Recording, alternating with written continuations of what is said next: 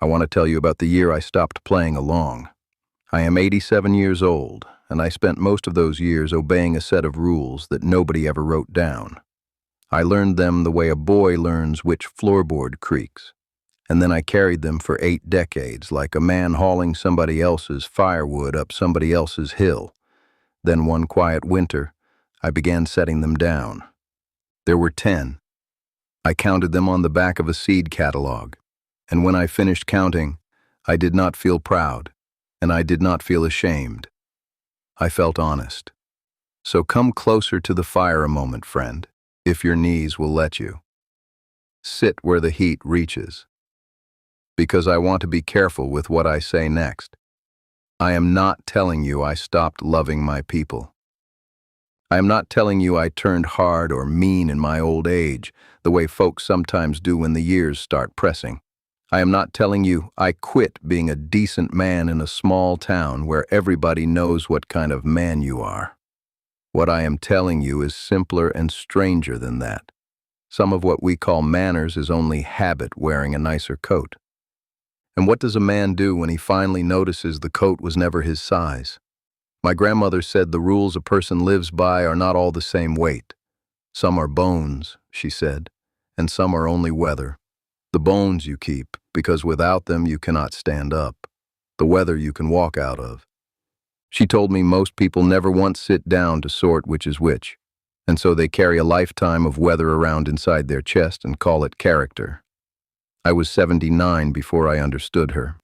I had been treating every last one of those unwritten rules like bone, all load-bearing. And a man will break his own back holding up a roof that was never a roof at all, only a habit somebody left standing over him. The first confession, then. The first rule I quietly stopped obeying was the one that says a man must always have an answer ready when somebody asks how he is doing. Fine, getting along. Can't complain. I had those 3 polished, smooth as river stones, and I could produce one before the question had finished. But there were mornings the true answer was that I had been awake since 3, thinking about my wife, and no part of that belonged to the man at the feed store. My grandfather said a closed door isn't a lie, it's just a room resting. Smoke from the chimney is enough. So now, when the question comes, sometimes I only say, "Today I am quiet," and I let it be true. Before I go on, let me set one small thing down beside you. I do not have many winters left in me, and I did not want these to go into the ground with me, so I wrote all 10 of these quiet rule breaks out properly, slow and plain, in a little book I call The Native Way. And you will find the link in the description below, if your heart wants it. So many of you have written asking how a person even begins this, how you start setting things down at 70 or 80 when you have been carrying them since you were a boy, and that book is my honest answer, left behind on purpose. That is all it is. Permission in print, from an old man who took far too long to give himself any. No pressure at all, friend. I am here either way. Now, let me give you the second one. The second confession is the rule that says you visit everyone who visited you, in the order they came, whether or not it costs you your evening. I kept that ledger for 60 years. Somebody sat on my porch in April, so I owed them a porch by June. It did not matter that I had already given away every good hour I had that week. The debt was the debt. But the creek does not owe the same amount of water to every field it passes. It gives what is left after its own banks are fed, and no farmer downstream has ever once accused it of being ungenerous. Who taught us that our own banks come last? I still visit. I simply visit when I have something left to bring, instead of arriving empty and calling it duty. The third confession is heavier, and I will say it gently. It is the rule that family gatherings are mandatory, no matter what they cost your peace. We had a man in this town called Old Man Standing Pine, and he sat out 3 Christmases at his own kitchen table, alone, with a plate he cooked himself, rather than sit at one where his brother's temper ran the whole room. People expected the town to talk. The town never once thought less of him. They only said, well, he knows what he can hold. I did the same thing eventually, twice, and I love my people no less for it. A tree does not owe its shade to a wind that keeps breaking its branches. There is no blame in that sentence. A wind is just being a wind, but the tree still gets to decide where it stands. The fourth confession is the rule that every kindness must be repaid in the same coin, thank you notes answered with thank you notes, a casserole answered with a casserole, visit for visit, even numbers, balanced books. I kept score without ever meaning to, and a man who is keeping score is not really receiving anything. He is only holding the next payment. But rain does not keep count of which cloud gave more. It only falls, and the ground only takes it, and nobody stands in the field afterward doing arithmetic. The fifth is its cousin. It is the rule that grief has a calendar and must be finished by a certain month. A year, folks say. Give it a year. But the ice on the pond does not melt on the date the calendar says spring begins. It melts when it is ready, not one day sooner for anybody's comfort. I stopped apologizing for the third winter.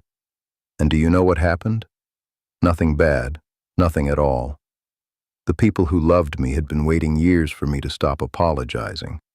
The sixth is the rule that a man my age owes an explanation for choices that hurt nobody. Why did you sell the truck? Why don't you come to the Tuesday breakfast anymore? Why the little house instead of the big one? For years I built careful little speeches for each one, like a man laying out his tools before a jury. My grandmother said you do not owe every door you close a speech, only the people you love an honest one. That saying is the spine of everything I am telling you tonight. The fox does not explain to the field why it chose that den. It only chooses well, and the field goes on being a field. The seventh is the rule that keeping busy is the same thing as living well. I was proud of that one. Up at 5. Something in my hands until dark. Nobody in this county could say I was idle, and I made sure of it. But the millstone that never stops turning grinds nothing if nothing is fed into it. Motion is not the same as making something. Some of my finest hours since have been spent doing what my father would have called nothing, and what I now know to call sitting with my own life. I have come to think a man can be exhausted and empty at the very same time, and nobody ever warns you that those two feelings wear the same pair of boots. The eighth is the one I am least proud of having taken so long to set down. It is the rule that you must attend every funeral of everyone who ever knew you, even the ones who were never kind to you. There was a man here named Samuel who finally stopped going to the funerals of the men who had spent his whole life making sport of him. He did not say a word about it. He simply stayed home and split wood. And he told me later that the grief he had left over after that was finally only for the ones who deserved it, and that it was the first time in his life grief had felt clean. A bell only needs ringing for the losses that actually hollowed you out. The rest can pass in quiet. The ninth is the rule that silence in a room means something is wrong and must be filled. I used to fill it with weather talk, with prices, with anything at all that kept the air moving. My wife could sit in silence like it was a chair somebody had set out for her. It took me until I was past 80 to learn to sit in it beside her. The canyon does not apologize for its quiet.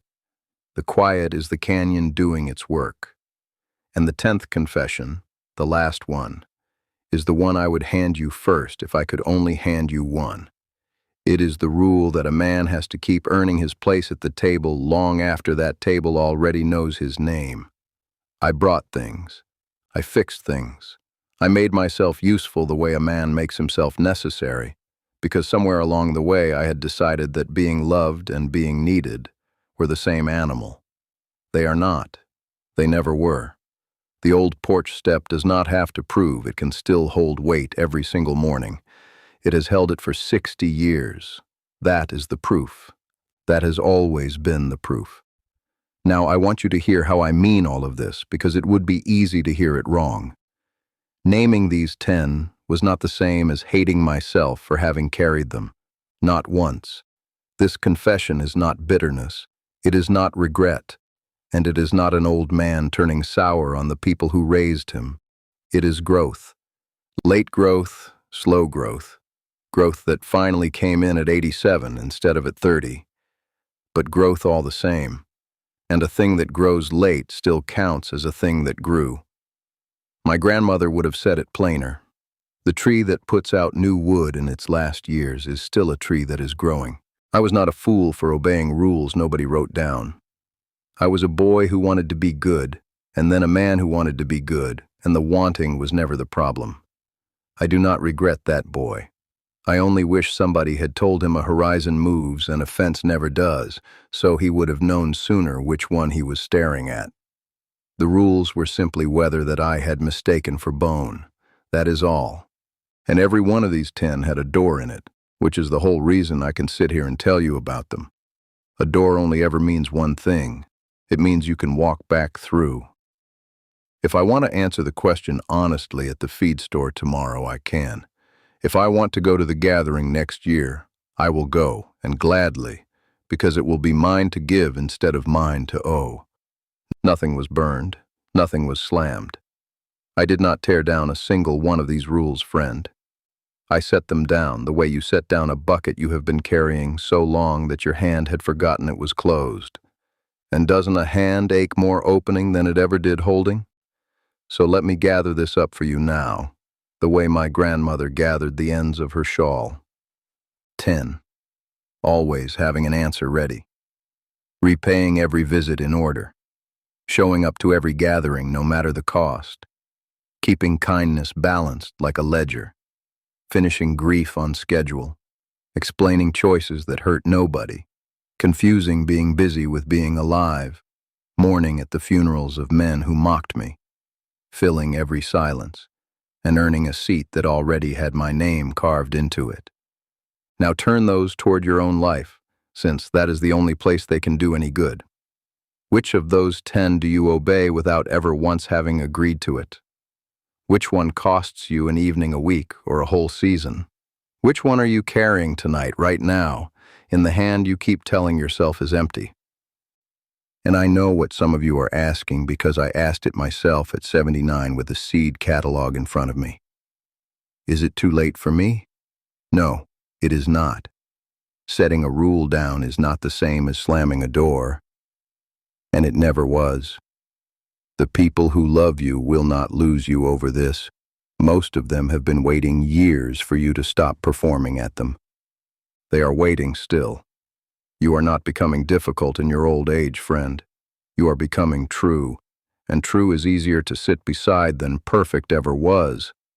Somewhere tonight, there is a phone you have been afraid to pick up, or a Sunday you have been afraid to skip, and I want you to know that the fear is smaller than it feels from this side of 87. It always is. The ones worth keeping will still be standing there, plain as ever, once you finally set the old rule down.